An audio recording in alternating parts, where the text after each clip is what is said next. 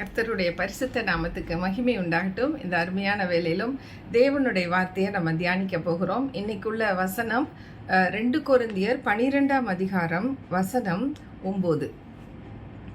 அதற்கு அவர், என் கிருபை உனக்கு போதும், என் பலவீனத்திலே என் பலம் பூரணமாய் விளங்கும் என்றார். ஆகையால் கிறிஸ்துவின் வல்லமை என்மேல் தங்கும்படி என் பலவீனங்களை குறித்து நான் மிகவும் சந்தோஷமாய் மேன்மை பாராட்டுவேன். பவுல் அப்போஸ்தலனும் இயேசு கிறிஸ்துவும் இந்த இடத்துல பேசிக்கிறாங்க பாருங்க. பவுல் அப்போஸ்தலன் தன்னுடைய சரீரத்தில் வந்த ஒரு பிரச்சனைக்காக அவர் 3 தரம் அவர் கர்த்தரிடத்தில் வேண்டி கொண்டாராம்.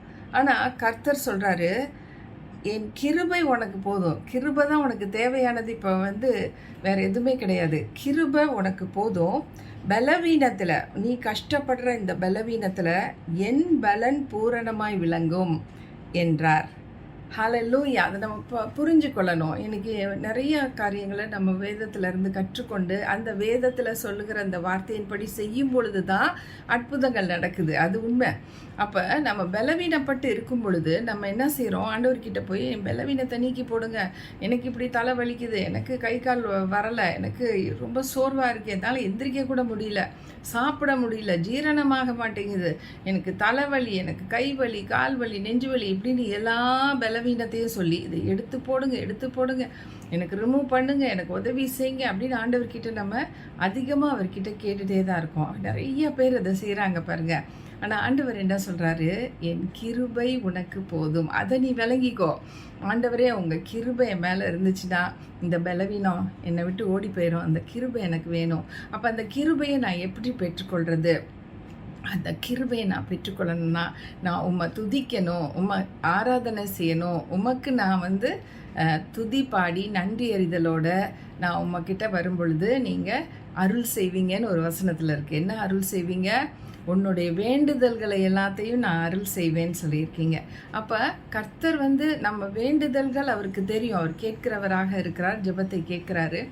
அவர் ஜெபத்தில் நம்ம சொல்லிட்டு, நமக்கு இந்த மாதிரி உள்ள பிரச்சனைகள் இருக்குது, பலவீனங்கள் இருக்குன்னு சொல்லிட்டு, ஆனாலும் எனக்கு உங்கள் கிருபை தான்ப்பா வேணும், உங்கள் கிருபை போதும்னு சொல்லிட்டீங்க, உங்கள் கிருபையினால் என்னை நிரப்புங்க, அந்த கிருபையை நான் பெற்றுக்கொள்ளணும், இதோ நான் பாடுறேன், நான் ஸ்தோத்தரிக்கிறேன், இயேசு என் ஜீவனின் பலனானவர், எனக்கு போதுமானவர், போதுமானவருக்கும் அதிகமானவர்னு சொல்லி நம்ம அவரை துதிக்க ஆரம்பிச்சிட்டோன்னா, நம்ம பாடல்களை எடுத்து வச்சுட்டு சங்கீதத்தினாலும் கீர்த்தனையினாலும் அவரை அதிகமாக நம்ம போற்றி பாட அந்த பலவீனம் எங்கே போச்சுன்னே தெரியாது பாருங்க.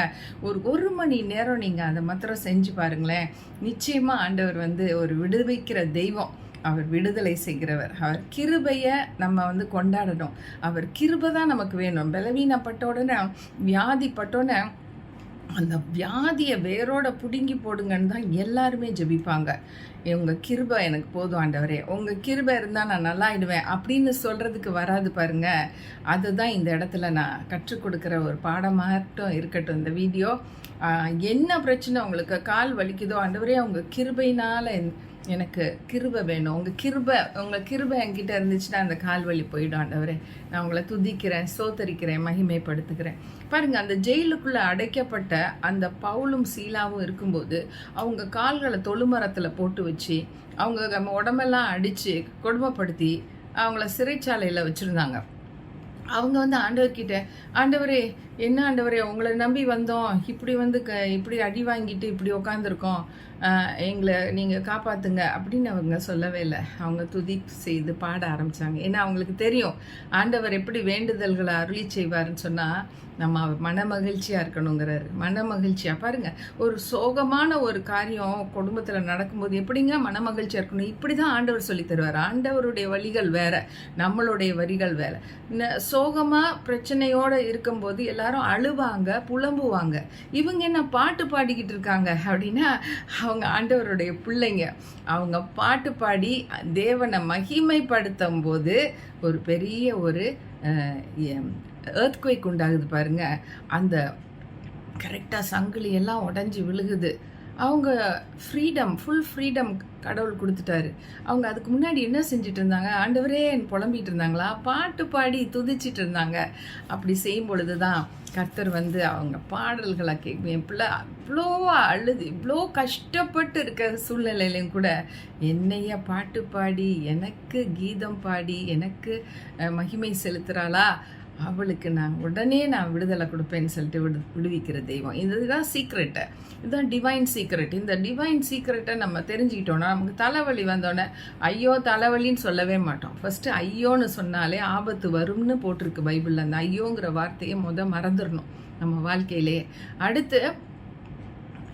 அடுத்து வந்து என்னன்னா, கர்த்தரோட கிருபை எனக்கு போகும், நான் சரியாயிடுவேன் பாருங்கன்னு சொல்லிட்டு பாட்டு பாடுங்க, தேவனை குறித்து பாட்டு பாடுங்க. நாங்கள் எங்கள் ஊழியங்கள்லாம் இன்றைக்கி 11-1 என்ன செஞ்சோன்னா, துதி பாடல்களை 15 நிமிஷம் ஒவ்வொரு ஆளுக்கும் அசைன் பண்ணி பாடுங்க, நல்லா துதிச்சு பாடுங்க, தேவனை உணர்ந்து வார்த்தைகளை லிரிக்ஸை உணர்ந்து பாடுங்கன்னு சொல்லி கொடுத்துருக்கோம். எதுக்கு?